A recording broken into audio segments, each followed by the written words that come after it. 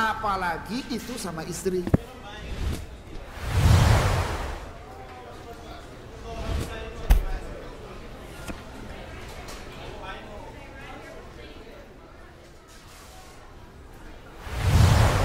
Apa itu menyesal? Kalau nanya boleh ya boleh, Mas.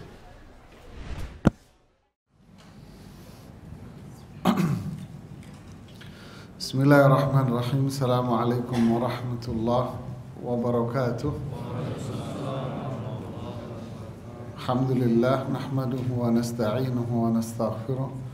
Wassalatu wassalamu ala Rasulillah wa ala alihi wa ba'd. Para jemaah, para ikhwah akhwat sekalian, kita lanjutkan bahasan kita dari kitab Jalan Golongan yang Selamat. Terakhir bahasan kita tentang tawassul yang dilarang, ya. Tawassul yang dilarang. Hari ini kita akan masuk pada pembahasan selanjutnya tentang syarat-syarat pertolongan Allah. Ini kalau bahasa para ulama yang lain, mereka membahasakan asbabun nasr, sebab-sebab turunnya pertolongan. Bicara tentang pertolongan, ini tentu bicara tentang kekuasaan Allah, kebesaran Allah subhanahu wa ta'ala. Karena An-Nasir memberi pertolongan, penolong, karena penolong itu adalah Allah subhanahu wa ta'ala. Penolong itu adalah Allah subhanahu wa ta'ala. Jadi bicara tentang pertolongan berarti bicara tentang kekuasaan dan kebesaran Allah. Karena pertolongan itu di tangan Allah subhanahu wa ta'ala. Pertolongan itu karunia, pertolongan dari Allah subhanahu wa ta'ala. Karunia Allah, pemberian Allah subhanahu wa ta'ala kepada hamba yang dikehendaki. Pertolongan Allah atau pertolongan ini tak ada kaitannya dengan materi, ya, tak ada kaitan dengan materi. Memang berkaitan dengan peralatan dan kekuatan, memang iya berkaitan dengan itu. Tapi ada aspek lain yang menjadi penentu utama dari itu semuanya. Kalau kita melihat perjalanan sejarah para nabi dan rasul terdahulu, dan kita melihat perjalanan sejarah Rasulullah sallallahu alaihi wasallam, para sahabatnya, kita akan melihat perkara yang menakjubkan, bahkan mungkin di luar dari logika manusia. Bicara pertolongan, kita bicara tentang peperangan yang terjadi umpamanya di zaman Rasulullah SAW. Senantiasa jumlah pasukan para sahabat, peralatan yang mereka miliki itu senantiasa di bawah kekuatan dari pasukan lawan.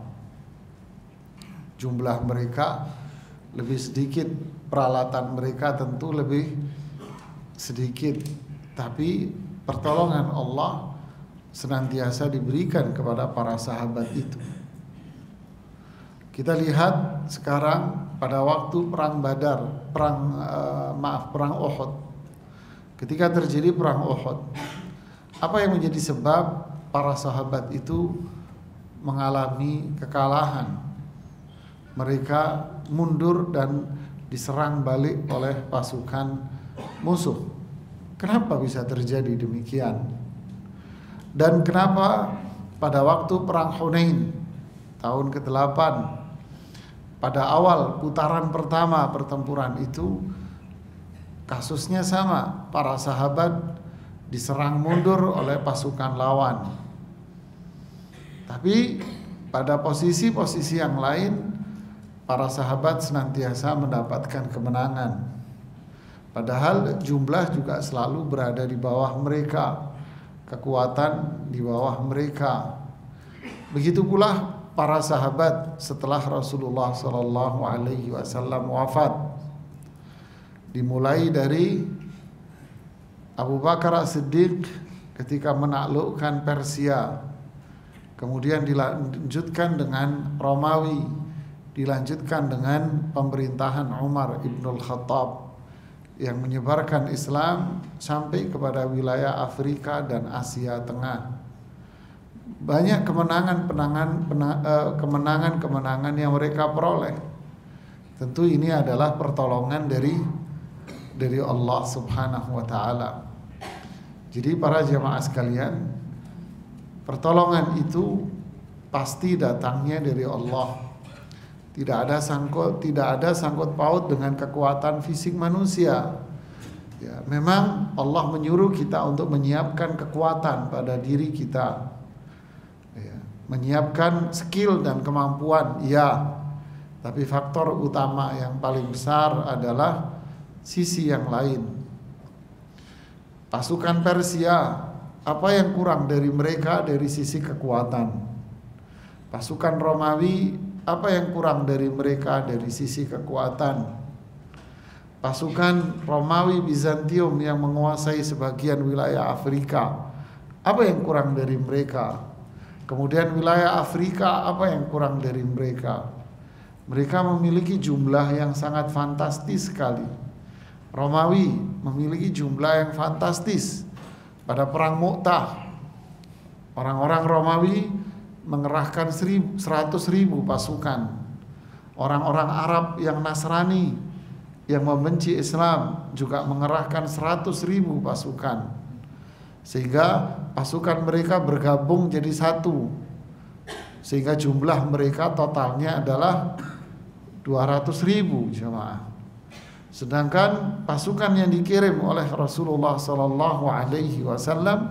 jumlahnya cuma 3.000. Jadi 3.000 suruh melawan 200.000. Begitulah yang terjadi pada para sahabat radhiyallahu taala anhum ajma'in. Khalid bin Walid diutus oleh Abu Bakar As-Siddiq ke daerah Persia dengan pasukan 9.000.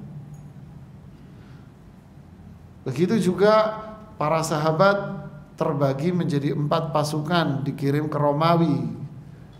Masing-masing dari pasukan itu memimpin 7.000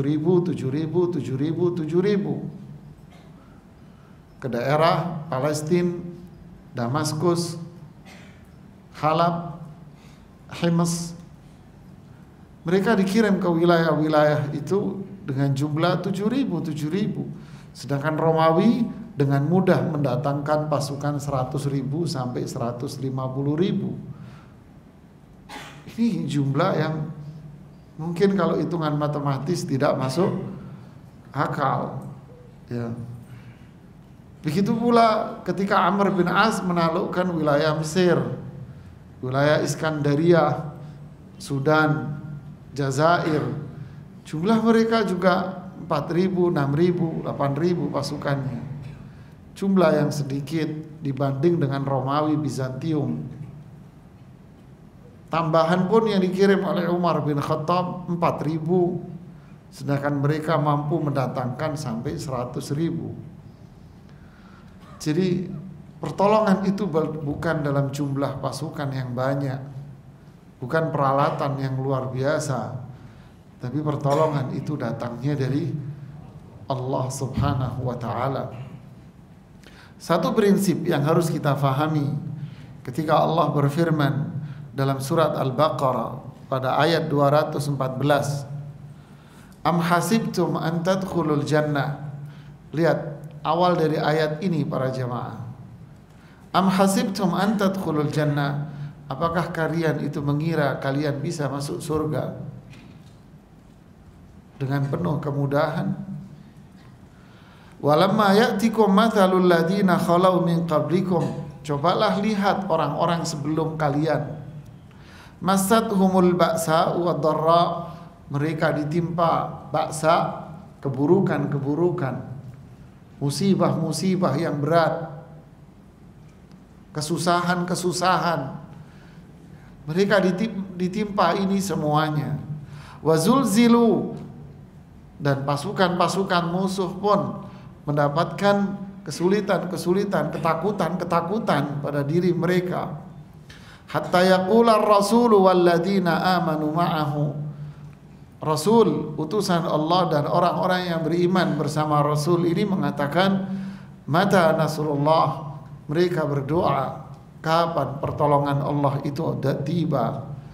Lalu Allah menurunkan wahyunya, ala inna nasrallahi qarib. Ketahuilah bahwa pertolongan Allah itu pasti dekat. Artinya di sini Syekh Muhammad Shalih Utsaimin rahimahullah mengatakan seorang muslim itu harus senantiasa berdoa kepada Allah untuk memohon kepada Allah agar pertolongan itu diturunkan. Berdoa meminta kepada Allah agar senantiasa Allah menurunkan pertolongannya.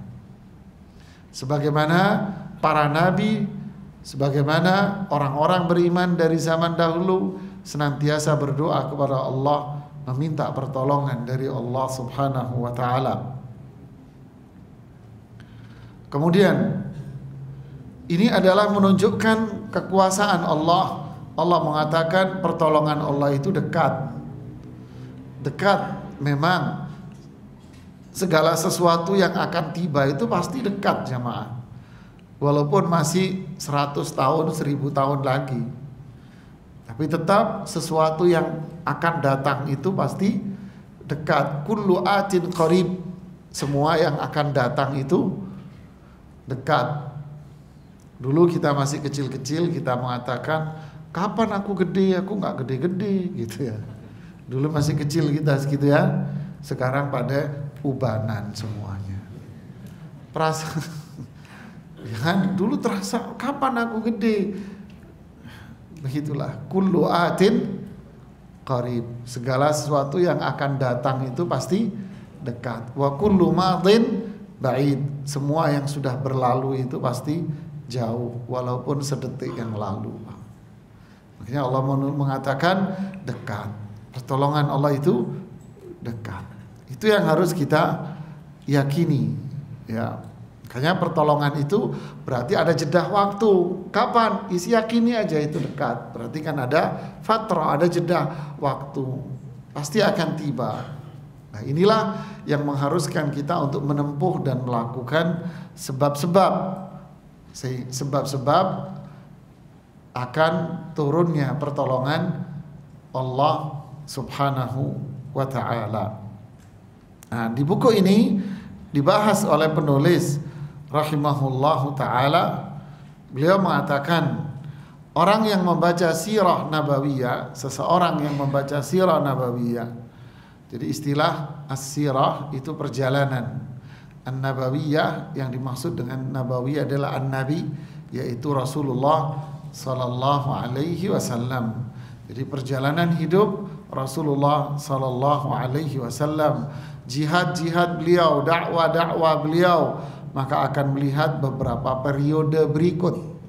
Ya, pertama, periode yang dialami oleh Rasulullah sallallahu alaihi wasallam. Pertama adalah periode tauhid. Kapan ini? Rasulullah tinggal di Makkah selama 13 tahun. Selama itu beliau mengajak dan berdakwah mengajak kepada Allah, mengajak untuk bertauhid dan mengesahkan Allah dalam ibadah, doa, dan dalam berhukum, meninggalkan syirik. Hal ini terus beliau lakukan sehingga akidah para sahabat itu kokoh, jiwa mereka kuat, dan mereka menjadi manusia-manusia yang pemberani, tidak takut kecuali hanya kepada Allah. Karena itu para dai hendaknya memulai dakwanya dengan mengajak kepada tauhid. Artinya apa? Rasulullah SAW menanamkan kepada para sahabatnya di awal-awal Islam itu yang ditanamkan adalah apa?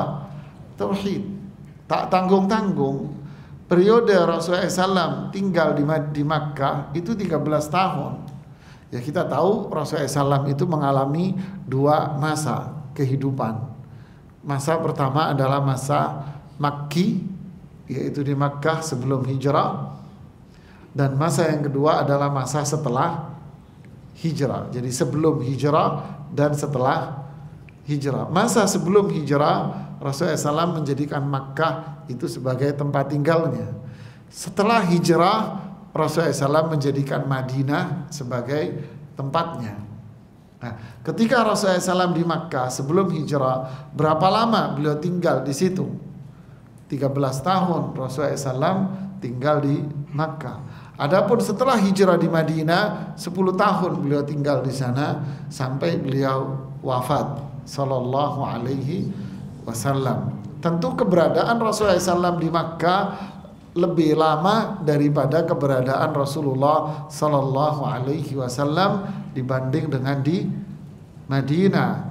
Lalu apa yang diajarkan oleh Rasulullah sallallahu alaihi wasallam kepada para sahabatnya ketika beliau berada di Makkah yang waktunya jauh lebih lama? Apa yang diajarkan oleh Rasulullah SAW? Di situ Rasulullah SAW mengajarkan tauhid, menanamkan keimanan kepada Allah di hati para sahabatnya itu. Ditanamkan selama 13 tahun. Dan ini terlihat dari wahyu-wahyu yang Allah turunkan di masa-masa itu, yang disebut dengan surat Makkiyah, yang disebut dengan istilah surat-surat Makkiyah, yaitu surat-surat yang diturunkan sebelum Rasulullah sallallahu alaihi wasallam hijrah ke Madinah. Terlihat dari surat-surat itu, yaitu surat umpama pada juz 30 itu semuanya bisa dikatakan semuanya, ya, hampir semua surat-surat itu. Kemudian juz 29 hampir semuanya. Ya. Apa tema dari surat-surat Makkiyah ini? Coba perhatikan. Itu menanamkan semuanya iman kepada Allah, menanamkan prinsip tauhid, ketauhidan dan keimanan benar-benar ditanamkan di situ, hingga keberhasilan sangat terlihat pada diri mereka. Ya, keberhasilan terlihat dalam dakwah Rasulullah SAW menanamkan tauhid ini.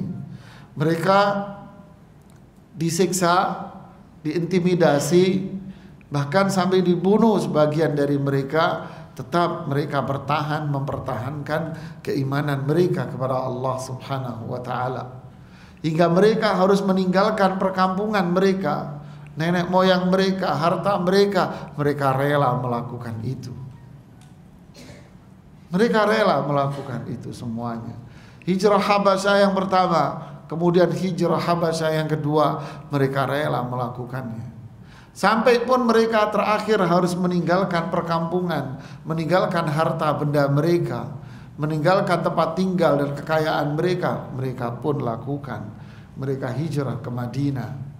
Itulah, sampai di situ pengorbanan yang harus mereka lakukan. Kenapa? Karena menunjukkan bahwa tauhid yang tertanam di hati mereka, iman yang tertanam di hati mereka sudah sangat kuat sekali, jemaah. Sedangkan di Madinah barulah diturunkan syariat-syariat Islam yang begitu banyak. Dalam kurun waktu 10 tahun, sangat banyak sekali. Sedangkan di Makkah 13 tahun, temanya cuma satu, hanya tauhid. Memang salat diturunkan 3 tahun sebelum hijrah, yaitu 10 tahun, tahun ke-10 kenabian. Tahun ke-10 kenabian, di situ terjadi Isra dan Mi'raj, yaitu setelah wafatnya Abu Talib dan setelah wafatnya Khadijah bintu Khuwailid, istri Rasulullah SAW yang beliau sayangi. Terjadilah kejadian Isra dan Mi'raj. Itu adalah syariat solat. Sudah syariat solat saja. Adapun yang lainnya, puasa itu muncul pada tahun kedua Hijriah setelah hijrah. Kemudian zakat muncul tahun ketiga setelah hijrah. Haji malah muncul tahun ke-9 setelah hijrah. Begitulah tahun ke-10 itu muncul diturunkan syariat-syariat yang lain. Sedangkan tauhid, keimanan hanya difokuskan 13 tahun sebelum hijrah. Jadi ini menanamkan keimanan yang luar biasa. Makanya para jamaah sekalian, kalau bicara tentang sebab turunnya An-Nasr, pertolongan dari Allah, coba kita lihat dengan kaitan itu semuanya ya. Pada surat An-Nur ayat 55 sampai 56. Ya. Lihat, di sini disebutkan sebab-sebab Allah menurunkan pertolongan. Ya. Surat An-Nur ayat 55 dan 56. Allah berfirman, wa'adallahu alladhina amanu minkum wa 'amilus shalihat. Perhatikan ayat ini. Allah menjanjikan, Allah janji. Ini janji Allah loh.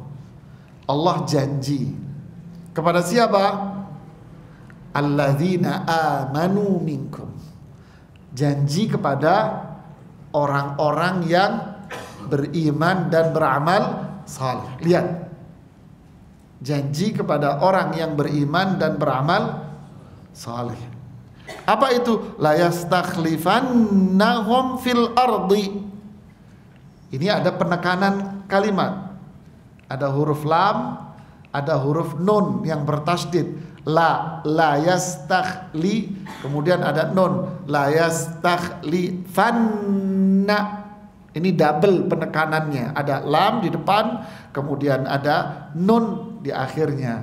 Artinya apa? Pasti, yaitu Allah akan menjadikan orang-orang beriman dan orang yang beramal saleh ini mendapatkan kekuatan dan kemenangan di muka bumi ini.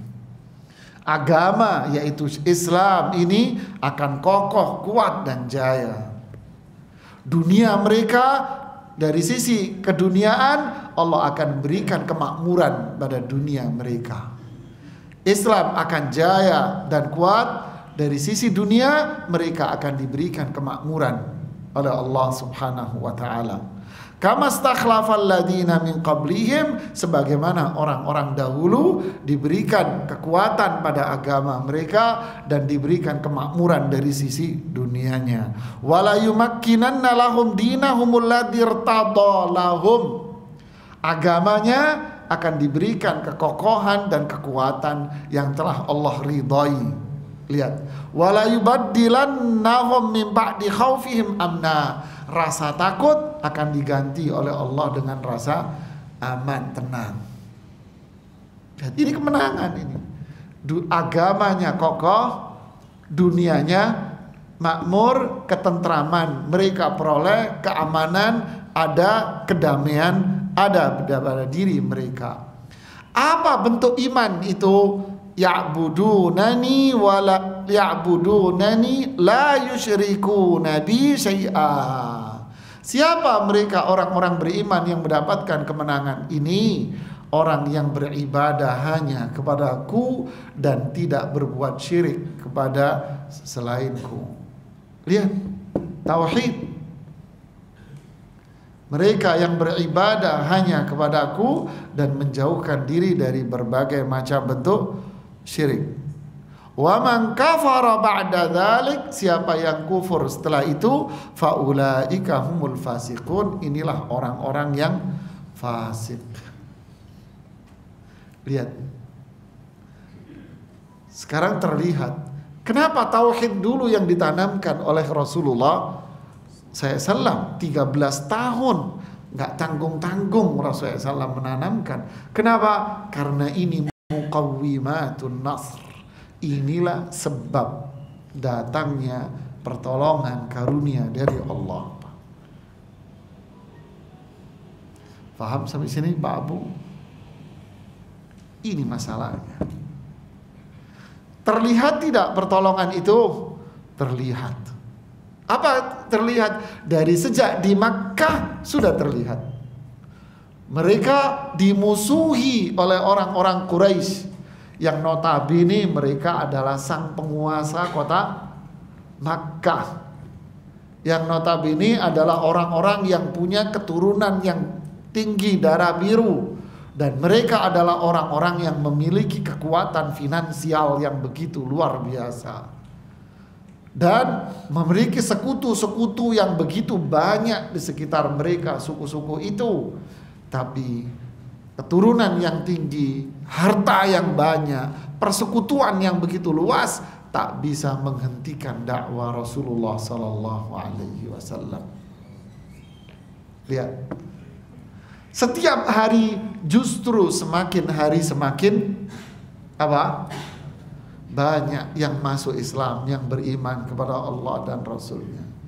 Ibarat air, semakin air itu dibendung, maka air itu semakin meluap malah kemana-mana. Jadi mereka berusaha membendungnya malah kemana-mana. Hijrah ke Habasyah, mereka pun mencegah jangan sampai penduduk Habasyah dipengaruhi. Malah justru yang terjadi adalah raja Habasyahnya malah yang masuk Islam. Subhanallah ya. Lihatlah, begitulah seterusnya. Jadi dari Makkah sendiri sudah kelihatan mereka tak bisa membendungnya. Berbagai macam trik dan berbagai macam strategi yang mereka lakukan, mulai cara halus, cara kasar, cara non material, sampai cara materi pun mereka lakukan semuanya. Tapi tak ada satupun dari cara-cara yang mereka lakukan itu berhasil. Tidak ada. Justru semakin hari yang masuk Islam semakin banyak. Ini artinya apa? Kejayaan dan kemenangan. Kenapa? Karena tauhid dan iman mereka benar-benar tertanam di dalam hati. Mereka hanya mengharapkan rahmat Allah, dan mereka hanya takut sama Allah, dan mereka tak takut sama Abu Jahal, Abu Lahab, dan para pasukan-pasukan sekutunya. Ini poin yang pertama yang disebutkan oleh penulis. Poin yang kedua, penulis menyebutkan periode ukhuwah, persaudaraan. Apa itu? Menguatkan kembali barisan. Ceritanya begini, biar alur nyambung. Sebelum terjadinya hijrah, saya tidak terlalu cerita terlalu panjang ya. Saya ada pelajaran sirah nabawiyah di Masjid Salman hari Rabu pertama pagi. Tapi sebelum hijrah ke Madinah, ya, sebelum hijrah ke Madinah itu sudah ada beberapa tokoh-tokoh Madinah yang sudah masuk Islam. Kenapa? Kapan? Ketika mereka haji ke Makkah. Saat itu ada haji mereka, haji dengan syariat nabi-nabi dan rasul yang terdahulu alaihimussalatu wassalam. Disitulah dimanfaatkan oleh Rasulullah SAW untuk berdakwah. Maka masuklah yang pertama 12 orang. Kemudian tahun haji berikutnya masuk pula, masuk Islam pula 70 orang lebih dari mereka yang dibawa. Dari situ Rasulullah SAW mengirim da'i yang pertama, yaitu Mus'ab bin Umair. Mus'ab bin Umair akhirnya berhasil menaklukkan tokoh utama di kota Madinah. Karena di Madinah itu ada dua suku besar, Aus dan Khazraj. Ada Sa'ad bin Mu'ad, ada Sa'ad bin Ubadah. Yang satu Sa'ad bin Mu'ad, yang satu Sa'ad bin Ubadah. Ini dua suku yang sangat besar sekali, berseteru berpuluh-puluh tahun mereka. Tapi sosok Mus'ab bin Umair mampu mengislamkan Sa'ad bin Mu'ad. Kenapa? Kalau nggak salah seorang bernama Sa'ad ibnu Murarah atau ibnu Zurarah itu mengatakan, jika anda wahai Mus'ab mampu mengislamkan, mampu mengislamkan Sa'ad bin Mu'ad, maka seluruh kota Madinah ini akan masuk Islam. Kenapa? Karena Sa'ad bin Mu'ad itu 11-12 dengan Umar bin Khattab. Faham maksudnya? Tipe orangnya itu tipenya seperti Umar bin Khattab. Ya. Ringkas cerita, beliau pun akhirnya berhasil mengislamkan Sa'ad bin Mu'ad, Sa'ad ibnu Ubadah masuk Islam, sehingga suku Aus dan Khazraj pun mereka masuk Islam. Yang pada akhirnya tengah kota Madinah itu mereka semuanya sudah masuk Islam. Nah, dari sinilah awal mula terjadinya hijrah Makkah ke Madinah. Kenapa? Karena para sahabat yang masuk Islam di kota Madinah tentu tak akan tega, tak rela, tak ridha melihat Rasulullah SAW dan para sahabatnya tertindas di kota Makkah. Akhirnya mereka mempersilahkan ahlan wa sahlan. Ahlan sebagai keluarga, marhaban, saya sambut Anda dengan penuh kebaikan. Itu maknanya ahlan wa sahlan. Anda saya sambut sebagai keluarga dan Anda saya sambut dengan penuh tangan terbuka, dengan hati yang terbuka. Terjadilah hijrah. Nah, ketika terjadi hijrah ke Madinah, tentu terjadi dua masyarakat, tipe masyarakat yang berbeda. Terjadi dua masyarakat yang berbeda. Masyarakat muhajir, penduduk Makkah yang pada akhirnya disebut dengan istilah kaum muhajirin, yaitu mereka yang hijrah dari Makkah ke Madinah. Penduduk Madinah yang pada akhirnya disebut dengan kaum Al-Ansar, yaitu orang-orang yang membantu dan menolong. Ya, terjadi dua tipe masyarakat yang berbeda. Kaum muhajirin adalah kaum pedagang. Kaum pedagang. Artinya ketika mereka hijrah dari Makkah ke Madinah, apa yang mereka miliki? Ada yang dimiliki? Tak ada. Karena mereka hanya punya aset rumah, tak punya kebun. Kan gitu kan? Berarti ketika mereka hijrah ke Madinah, mereka menjadi orang yang miskin. Lil fuqara'il muhajirin. Itu orang-orang yang hijrah, itu orang miskin semua pada akhirnya. Hijrah pindah ke tempat dalam kondisi miskin. Sedangkan penduduk Madinah itu adalah penduduk yang didominasi dengan masyarakat, istilah kita apa? Petani, itu agraria apa? Agrari. Iya, agraris. Masyarakat agraris, petani mereka itu. Bukan pedagang, Pak. Mereka bukan pedagang, petani. Nah, artinya mereka punya penghasilan yang tetap. Ada uang, ada kekayaan, ada aset. Ini datang dalam kondisi miskin, tak punya apa-apa, tak punya rumah, tak punya duit untuk membuat rumah, tak punya aset di sana. Artinya secara perhitungan dan analisa maka akan terjadi apa di situ? Kesenjangan. Kesenjangan apa? Kesenjangan sosial, kesenjangan ekonomi. Tentu ini akan mengakibatkan apa? Mengakibatkan terjadinya gesekan yang begitu kuat, yang pada akhirnya kelemahanlah, kehancuranlah yang terjadi. Faham? Ditambah lagi dua watak yang berbeda. Watak importir itu watak 1 tambah 1 2. Saklek, Pak. Tapi watak petani 1 tambah 1 bisa 11, bisa 100. Kenapa? Petani itu lembut orangnya, Pak. Apapun bisa. Iya tidak? Petani itu lembut orangnya, Pak. Halus orangnya. Tapi kalau pedagang, peternak, apa wataknya? Saklek. 1 tambah 1 2. Ini pedagang dan ini peternak. Mereka ternak kambing, ternak onta, keras-keras. Tapi kalau petani, coba Anda pergi ke gunung, ke mereka yang hidupnya bercocok tanam, petani, Pak. Apa yang Anda temukan? Kalau perlu semua yang dia miliki itu dikasihkan ke Anda. Iya enggak?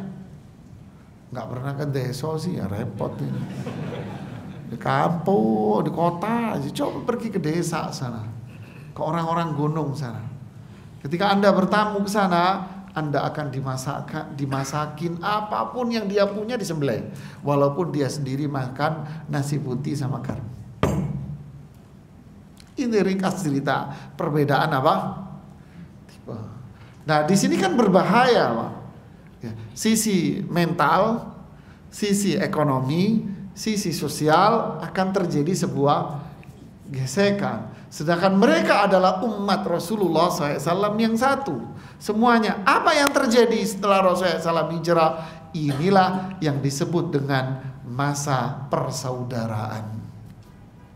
Mereka semua dikumpulkan oleh Rasulullah SAW dalam Masjid Nabawi. Makanya yang pertama dibangun oleh Rasulullah SAW bukan rumah singgah, tapi yang dibangun oleh Rasulullah SAW yang pertama adalah masjid.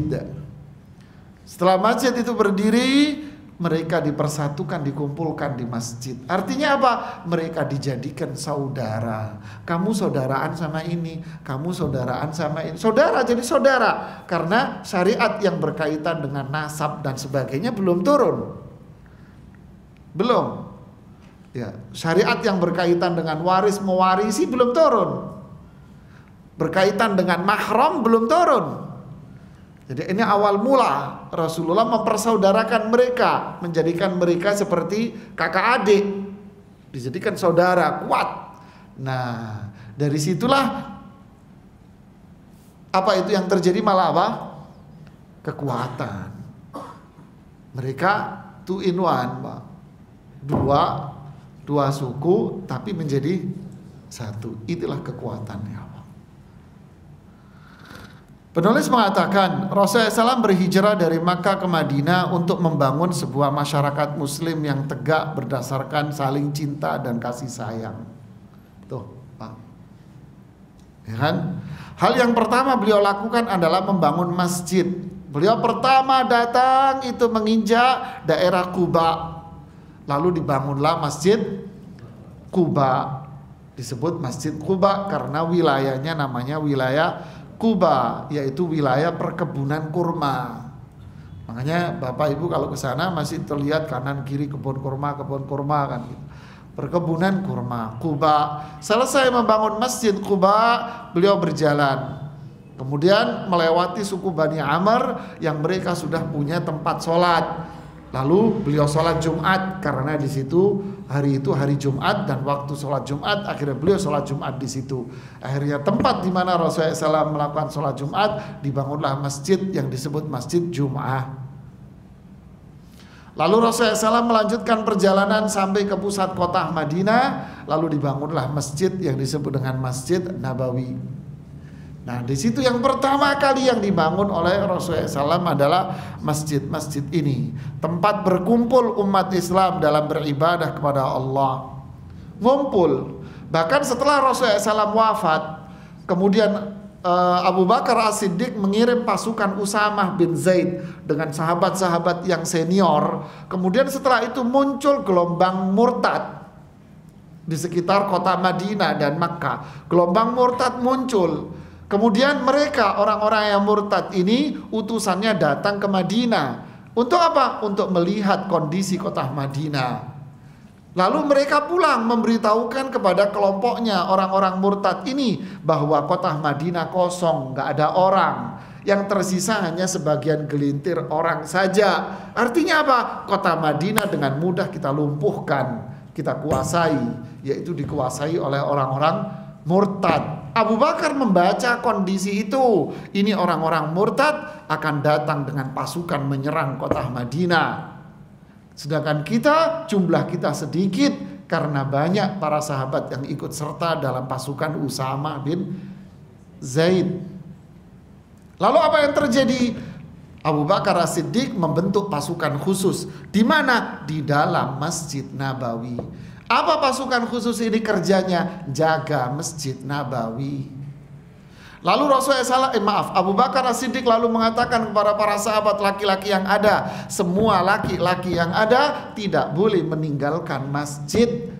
Semua mereka harus berada dalam masjid, tetap melakukan sholat Jumat dan tetap melakukan sholat berjamaah. Jadi tetap masjid itu akhirnya dijadikan sebagai apa? Markas, sebagaimana Rasulullah Shallallahu Alaihi Wasallam menjadikan masjid itu sebagai markas kekuatannya. Nah, disitulah Rasulullah SAW akhirnya mereka berkumpul 5 kali sehari untuk mengatur hidup mereka. Apa itu? Sholat berjamaah. Habis sholat selesai, mereka duduk-duduk ngumpul di situ. Lalu Rasulullah SAW segera mempersaudarakan kaum Ansar dengan orang-orang muhajir yang datang itu semua dipersaudarakan. Fulan bersaudara dengan fulan, fulan bersaudara dengan fulan, begitulah. Sahabat muhajir miskin, contoh Abdurrahman bin Auf dipersaudarakan dengan Anas bin Rabi'. Anas bin Rabi' tuan tanah, kebunnya banyak. Abdurrahman bin Auf tak punya duit cuma 2 dirham. Lalu mengatakan, wahai Abdurrahman, kamu pilih kebun saya yang paling bagus menurutmu. Kalau kamu sudah cocok, saya hibahkan kebun itu, tak hadiahkan ke kamu. Dan kamu pilih istri saya mana yang kamu lihat paling cantik, saya akan cerai, tak kasih ke kamu, wahai Abdurrahman. Sampai seperti itu persaudaraan itu dibangun. Akhirnya punyamu punyaku. Maksudnya gitu. Apa jawaban Abdurrahman bin Auf? Terima kasih banyak atas kebaikanmu. Saya tunjukin saja pasar itu yang mana. Saya tak dagang sendiri saja. Rasulullah SAW juga mengatakan yang sama. Jangan begitu caranya. Ajarin saja orang muhajirin ini masuk kebun. Dia gak pernah masuk kebun, gak pernah megang cangkul. Ajarin. Nanti kalau kebunmu sudah menghasilkan, kamu bagi ke mereka. Bukan aji mumpung. Disinilah terjadi apa? Kekuatan Islam yang luar biasa. Dari sisi ikatan mereka adalah tauhid. Mereka diikat dengan tauhid yang sudah sangat kuat. Dari sisi kehidupan sehari-hari duniawi, mereka ditopang dengan apa? Saling tolong membantu, saling menyayangi di antara mereka. Disinilah lahir kekuatan yang begitu hebat. Terjadilah perang Badar yang pertama, 300 melawan 1000. Siapa yang menang? Sahabat. Inilah sebab pertolongan Allah jemaah. Ya, kita dengarkan adzan, kemudian sholat isya. Habis sholat isya kita lanjutkan kembali kajiannya.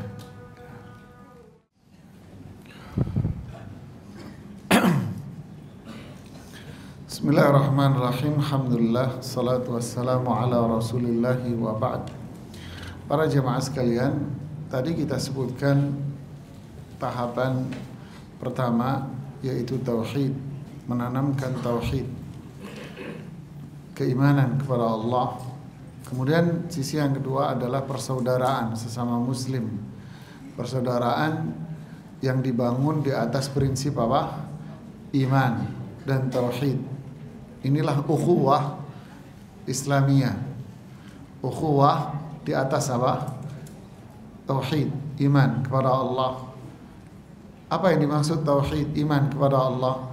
Ya'budunani wa la yusyrikuna bi syai'a. Seperti pada surat An-Nur tadi, beribadah kepadaku dan tidak berbuat syirik. Ini prinsip ukhuwah. Ya, ini prinsip ukhuwahnya. Dari situlah akan dibangun persaudaraan dan kasih sayang. Seperti pada contoh-contoh sejarah yang kita sebutkan tadi. Tapi kalau ukhuwah Islamiyahnya tidak dibangun di atas prinsip tauhid dan iman, maka yang terjadi adalah kepentingan. Bukan ukhuwah. Ukhuwah yang diteriakkan itu hanya, di balik itu hanya ada sebuah kepentingan saja. Kenapa? Karena orang-orang yang di dalamnya bukanlah orang-orang yang bertauhid kepada Allah. Mereka bukan orang-orang yang memiliki keimanan yang benar kepada Allah. Justru mereka adalah orang-orang banyak yang berbuat syirik kepada Allah Subhanahu wa ta'ala. maka keimanan, maka ukhuwahnya hanyalah kepentingan yang terjadi. Tapi yang dimaksud di sini adalah persaudaraan, ukhuwah, persaudaraan yang dibangun di situ adalah persaudaraan dibangun di atas tauhid iman, tidak syirik, maka lahirlah apa yang terjadi dalam sejarah itu. Menjadikan masjid sebagai tempat mereka, pusat mereka, ibadah mereka, salat berjamaah mereka lima kali, pertemuan mereka setiap hari 5 kali, itu dijadikan momen bagi mereka untuk berkomunikasi dan berdiskusi. Kita lihat di surat Al-Hajj ayat 41. Surat Al-Hajj ayat 41. Allah berfirman, surat Al-Hajj ayat 41. Alladzina immakkannahum fil ardi, lihat mereka yang kami berikan kesejahteraan, kekuatan, kemapanan di muka bumi ini. Lihat tadi kesejahteraan, kemapanan di muka bumi ini apa? Berkaitan dengan Islam dan berkaitan dengan sisi dunia. Sisi Islamnya dijadikan Islam ini sebagai agama yang kuat dan jaya, berkuasa. Sisi dunianya mereka diberikan kesejahteraan dan dihilangkan rasa ketakutan pada diri mereka, rasa aman, damai, sejahtera itu ada. Siapa yang diberikan ini oleh Allah Subhanahu wa taala? Aqamus salata wa atuz zakata wa amaru bil ma'rufi wa nahaw 'anil munkar walillahi 'aqibatul umur.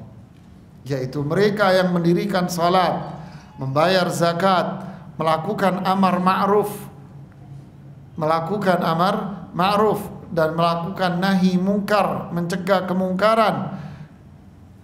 Ini syarat mendapatkan pertolongan itu. Komentar Imam Asy-Syanqiti, Muhammad Amin Asy-Syanqiti dalam tafsirnya Adwaul Bayan, beliau mengatakan ini adalah dalil bahwasannya tidak ada janji atas kemenangan itu. Tidak ada janji kemenangan itu, tidak ada. Kecuali bagi mereka yang mendirikan salat, bayar zakat, mengajak orang untuk berbuat apa yang diridhai oleh Allah, mencegah manusia kepada maksiat. Mereka inilah yang akan diberikan kemapanan di muka bumi ini, dan kekuasaan akan diberikan kepada mereka. Adapun orang-orang yang tidak melakukan salat, ini yang saya terjemahkan. Mereka yang tidak melakukan salat, tidak bayar zakat, tidak mengajak orang berbuat baik, tidak mencegah kepada kemungkaran, falaisa lahum ma'dun minallahi bin nasr, mereka tidak akan mendapatkan janji kemenangan dari Allah. Kenapa? Karena mereka bukanlah hamba-hamba Allah, wala min auliyaih, bukan wali-wali Allah yang berhak mendapatkan janji itu. Balhum hizbus syaitani wa auliya'uh, bahkan mereka akan menjadi penolongnya setan dan teman-temannya setan. Falau talabun nasra minallah, andai mereka meminta, berdoa, memohon pertolongan kepada Allah didasarkan atas janji yang Allah berikan kepada mereka, itu perumpamaan seorang pegawai, karyawan yang tidak mendapatkan upah karena dia tidak melakukan pekerjaannya. Faham? Dia nggak berbuat tapi minta upah, ya kan lucu namanya, Pak. Ini penjelasan yang cukup jelas, tajam dari ulama kontemporer, namanya Muhammad Al-Amin Asy-Syanqiti, tafsir namanya Adwaul Bayan. Beliau orang Sengkit, Afrika, pedalaman, ya, bukan orang Arab. Ya, inilah penjelasannya. Jadi kenapa Rasulullah menanamkan tauhid, kemudian persaudaraan, kemudian masjid dijadikan tempat untuk apa? Ibadah, salat, mengajak mereka untuk salat 5 waktu. Dan itu dipraktekkan oleh Abu Bakar As-Siddiq ketika Madinah dalam kondisi yang genting tadi, diserang oleh para orang-orang murtad, dijadikan masjid sebagai tempatnya mereka, sehingga kemenangan diperoleh dengan mudah. Abu Bakar Siddiq radhiyallahu anhu menghabisi itu orang-orang murtad dan mereka-mereka yang mengaku nabi palsu itu. dalam waktu yang sangat singkat sekali. Jadi inilah asbabun nasr, sebab pertolongan Allah itu tiba. Kemudian penulis mengatakan selanjutnya di buku tentang jalan golongan yang selamat, bagian yang keberapa? Ketiga. Yang pertama tadi apa? Menanamkan tauhid. Yang kedua apa? Persaudaraan. Yang ketiga adalah persiapan baru. Setelah memiliki iman yang kuat, persaudaraan yang bagus, dibangun di atas ibadah kepada Allah, sholatnya berjamaah di masjid 5 waktu, maka disitulah dalam Al-Quran Allah memerintahkan agar mereka bersiap siaga untuk menghadapi musuh. Wa a'iddu lahum mastata'tum min quwwah, di surat Al-Anfal ayat 40. Siaplah kalian menghadapi musuh kalian dengan sebuah kekuatan. Apa itu? Ala innal quwwata ar-ramyu, kekuatan itu adalah belajar melempar. Jadi belajar melempar, latihan fisik baru di sini. Ya, itu yang dilakukan. Ya. Inilah. Nah, yang ini tidak perlu kita lanjutkan pembahasannya karena nanti bisa difahami negatif oleh mereka yang di hatinya ada penyakitnya. Wah, ini ngajak kita aneh-aneh ini pengajian, ya kan? Ya. Kemudian yang keempat beliau mengatakan ketika kita kembali kepada akidah tauhid, maka saling berkasih sayang dalam ikatan persaudaraan Islam, serta telah siap menghadapi musuh dengan berbagai senjata yang mereka miliki. Jadi inilah ketika kita beriman kepada Allah, siapapun yang akan menyerang kita, maka pertolongan Allah pasti akan tiba. Intan surullaha yansurkum. Jika kalian menolong agama Allah, maka Allah akan menolong kalian. Begitu pula dalam lingkup kecil rumah tangga, pasti problem, permasalahan itu pasti akan terjadi.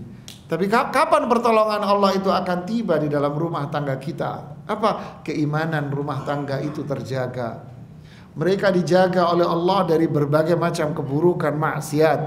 Rezekinya dipenuhi, kehidupan keluarganya dipenuhi dengan kedamaian dan ketentraman. Ya kan? Man asbaha minkum mu'afa, bangun tidur sehat walafiat, nggak ada yang ditakuti, nggak ada yang dipikirin. Aminan fi sirbihi, damai sejahtera di rumahnya, nggak kepikiran apapun, bangun tidur sehat, nggak ada pikiran apa-apa. Lahu qutu yaumihi, sarapan ada, makan siang ada, makan malam ada. Faka'annama hizat lahu dunya, dunia milik Anda. Tenang.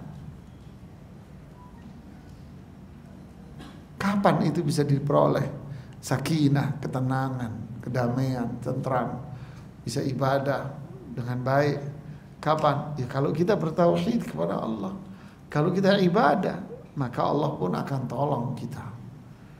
Kita berbuat, maka Allah akan menolong kita, menurunkan hidayahnya. Kita tak berbuat, maka nggak ada upah. Kita tak berbuat, ya tak ada upah. Itu lingkungan kecil keluarga. Begitulah lingkungan tetangga, begitulah RT, RW, kota, provinsi, negara, begitulah semuanya. Ketika kita iman, beramal saleh, maka pertolongan Allah itu pasti akan tiba. Wasta'inu bis-sabri wassalah. Minta tolong sama Allah dengan rajin sholat. Masyarakat kita sholat bolong-bolong, masjid dijauhi, masjid dijauhi, pasar dan mal dipenuhi, ya. Masjid dibikin kecil di malnya, dijauhi masjid, ya kan? Atalul masajid, kata Hasan Al-Basri, mereka mengosongi masjid dan memenuhi kafe-kafe, kata Hasan Al-Basri. Mengosongi masjid dan memenuhi kafe-kafe. Lalu kita berharap pertolongan Allah itu datang? Ya kayak tadi kata Imam Syangkiti, karyawan yang nggak mau bekerja tapi minta gaji, bonus, fasilitas. Wah, punya siapa mas? Nah itulah yang terjadi. Zakat tak dikeluarkan dengan baik, sedekah tak dikeluarkan dengan benar. Ini yang terjadi. Amal saleh sangat kecil, kewajiban Allah tidak, maksiat merebak di mana-mana. Terus pertolongan Allah mau datang, syirik di mana-mana. Bahkan syirik sudah menjadi apa? Menjadi Islam yang benar. Syirik dianggap Islam yang benar. Kemaksiatan dianggap sesuatu yang lumrah. Bid'ah dianggap ini tuntunan Rasulullah Sallallahu Alaihi Wasallam. Lalu diteriakkan, mari kita berukhuwah. Ukhuwah yang mana? Lah yang berbuat bid'ah sendiri juga lain-lain kok. Yang syirik juga beda-beda. Yang maksiat juga berebut lapak. Ya kan? Yang maksiat berebut lapak. Masing-masing berebut lapak yang maksiat. Terus mananya yang disatukan? Berarti kembali kemana? Kembali kepada iman, tauhid, amal saleh. Satu lagi, lihat di surat An-Nasr, idza jaa nasrullahi wal fathu. Penaklukan Islam sudah tersebar, orang-orang sudah pada masuk Islam berbondong-bondong, pertolongan Allah sudah tiba. Lalu Allah mengatakan apa? Fasabbih bihamdi rabbik wastaghfir innahu kana tawwaba. Lihat, fasabbih bihamdi rabbik wastaghfir innahu kana tawwaba. Kita malah disuruh apa sama Allah? Suruh zikir, tobat.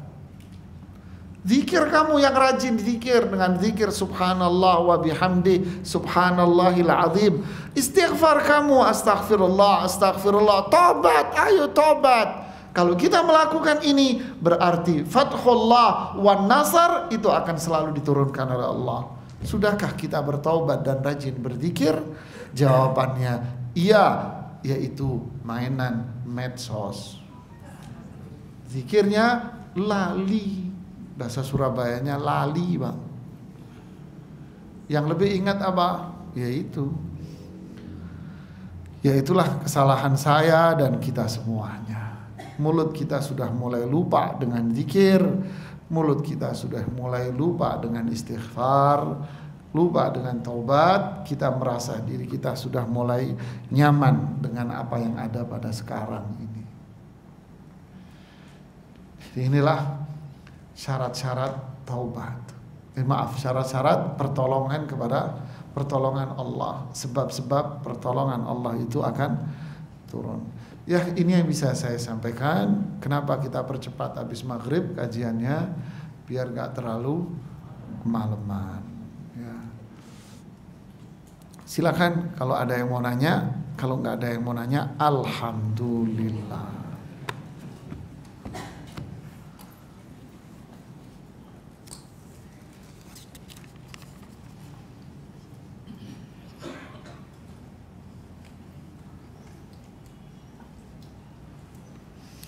Ini pertanyaan, apa karakteristik firqah najiyah, golongan yang selamat?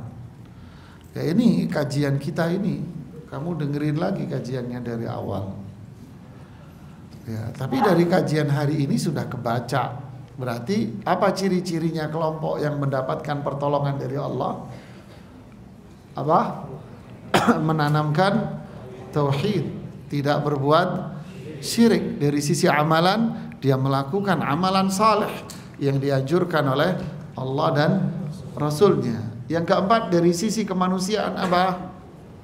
Saling tolong, saling membantu, saling sayang, saling kasih dan saling sayang, saling tolong menolong. Inilah Islam. menanam tauhid, tidak berbuat syirik, membangun hubungan baik dengan Allah dengan ibadah yang disyariatkan Allah dan Rasulnya, lalu dengan sesama manusia saling tolong, saling kasih. Mohon penjelasan bagaimana cara Nabi Muhammad SAW mengenali umatnya nanti di hari kiamat, apabila nanti manusia akan berkumpul bermiliar-miliar. Dari mana? Ya'ti ummati yaumal qiyamah ghurran muhajjalin min atharil wudu. Nanti umatku di hari kiamat di padang mahsyar itu datang dengan wajah sendi yang mengeluarkan cahaya. Kenapa? Karena rajin wudu, rajin sholat. Di surat Al-Fatih apa? Simahum fi wujuhihim min atharis sujud. Di wajah mereka ada cahaya bekas mereka rajin sholat. Wujuhun yawma idzin nadirah, wajah-wajah mereka nanti akan bercahaya. Naddarallahu ra'an sami'a maqalati fawa'aha fa'addaha kama sami'. Allah akan berikan cahaya di wajah orang-orang yang belajar hadis, belajar syariatku, petunjukku, difahami dengan baik, diamalkan petunjukku, lalu disampaikan kepada masyarakat. Ini orang yang dikasih cahaya, melajari sunnah Rasulullah SAW, mengajarkannya.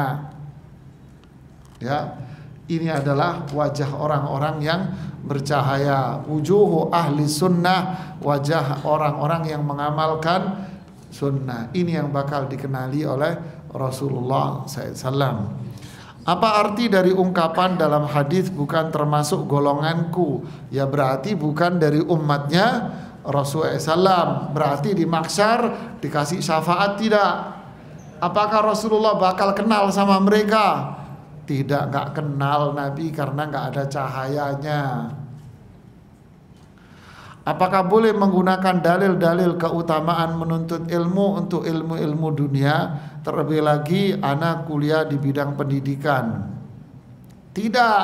Yang dimaksud ilmu di dalam Al-Quran, di dalam hadis, kemudian berbicara tentang keutamaan ilmu di dalam Quran dan hadis, itu semua adalah belajar ilmu syariah, belajar Quran, belajar hadis, belajar petunjuk Rasulullah SAW, para sahabat, para tabi'in, para salaf saleh. Ini yang mendapatkan keutamaan yang besar, sebagaimana yang disebutkan dalam ayat-ayat dan hadis-hadis itu. Bagaimana dengan ilmu-ilmu dunia? Tidak. Tapi kalau seseorang belajar ilmu dunia kemudian digunakan untuk membantu masyarakat, maka dia akan mendapatkan pahala dengan niat dan apa yang dia perbuat, yaitu membantu masyarakat dengan ilmu yang dia miliki. Anda belajar kependidikan, maka ilmu pendidikan Anda gunakan untuk membantu masyarakat, maka itu Anda dapat pahala. Tapi kalau belajar ilmu agama syariah, dari pertama kali nginjek kaki itu sudah dapat pahala. Makanya mulianya orang yang belajar ilmu agama syariah, mulai nginjek kaki, mulai niat belajar jalan kaki jihad, pahala besar. Jalan ditabrak truk mati syahid umpamanya. Ya, saya punya santri dulu di pesantren. Beliau anak dari salah satu pengurus besar Muhammadiyah Singapura. Kan beda antara Muhammadiyah sini dengan Muhammadiyah Singapura. Dia santri saya dulu, dia Al-Irsyad, lulus, diterima di Jamiah Islamiyah. Lupa, saya nggak tahu tingkatan berapa dia. Pulang dari Masjid Nabawi mau balik ke asrama, ditabrak mobil dan meninggal dunia. Jadi dia meninggal dunia dalam kondisi apa? Talabul ilm, mencari ilmu. Jadi orang yang mencari ilmu, mulai kaki nginjek sampai dia pulang selesai, semuanya pahala, terus pahala. Apa? Karena yang dipelajari Quran, hadis, sahabat. Mulia terus, Pak. Dia dapat kemuliaan, orang tuanya dapat kemuliaan. Kenapa? Karena orang tuanya yang dorong, yang motivasi, orang tuanya yang nyari duit, terus sebagainya dan sebagainya. Ini mulianya seperti ini. Kalau belajar ilmu umum, ya paling dia dapat niat. Saya niat kalau dapat ilmu ini saya mau bantu orang. Ya sudah, dia dapat niatnya itu. Kalau lulus baru dikerjakan, nah dia akan dapat itunya.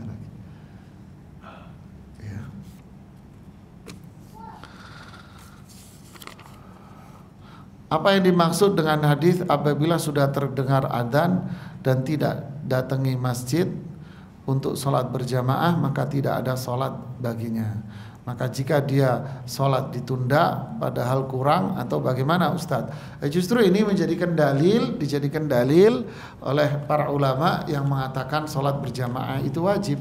Seperti kisah Abdullah ibnu Ummi Maktum yang minta izin untuk sholat maghrib isya di rumah. Karena beliau buta, nggak ada yang nuntun. Lalu Rasulullah SAW mengatakan, hal sami'tal adzan, kamu dengar adzan? Iya, fa'ajib, kamu penuhi panggilan muadzin ke masjid. Padahal beliau dalam kondisi apa? Buta. Ini dijadikan dalil oleh para ulama yang mengatakan sholat berjamaah itu wajib. Ya.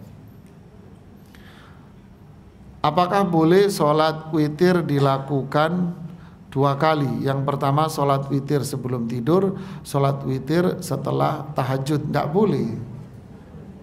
Tidak boleh. Sholat witir itu cuma sekali dalam semalam itu. La witrani fi lailah. Tidak boleh melakukan 2 witir dalam satu malam. Kalau mau witir habis isya seperti ini, boleh. Habis ini Anda pulang, kalau di rumah ngantuk Ustadz, di sini aja, ya silakan. Sebelum pulang ada sholat witir di sini, terus pulang. Boleh, enggak saya di rumah aja nanti. Boleh, enggak saya ntar malam aja mau tidur. Silakan. Yang jelas kalau sudah dilakukan maka tidak boleh diulang. Seperti ini pertanyaan, sholat witir habis isya, kemudian ntar malam sholat witir lagi, enggak boleh Pak. Kalau sudah sholat witir habis isya, ya sudah selesai. Ya, malam itu dia tidak boleh melakukan witir lagi. Wallahu alam. Ada lagi? Ya, kalau nggak ada kita cukupkan sampai di sini. Subhanakallahumma bihamdik asyhadu an la ilaha illa anta astaghfiruka wa atubu ilaik. Assalamualaikum warahmatullahi wabarakatuh.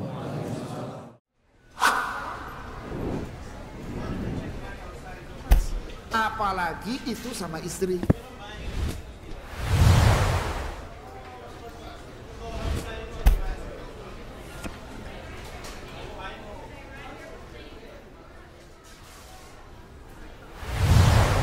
Apa itu menyesal? Kalau nanya boleh ya boleh Mas.